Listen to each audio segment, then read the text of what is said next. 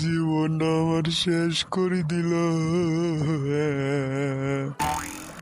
আরে কুদ্দুস ভাই, আপনি এই জঙ্গলে কি করেন?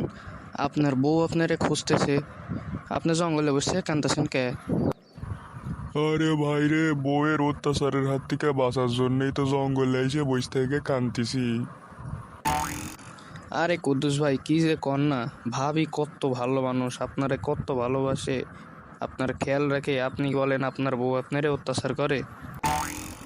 আরে ভাই, সকালে ঘুম থেকে ওঠার পর থেকে রাতে ঘুমাতে যাওয়ার আগ পর্যন্ত খালি আমার এই কামের ফরমাইশ দিতেই থাকে। আমি মনে হয় যে এর চাকর। কিন্তু মকলেশ, তুমি এই জঙ্গলে কি করো?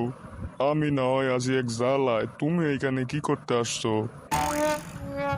আর বললেন না কুদ্দুস ভাই, আমিও আপনার মতো জ্বালাতেই আছি।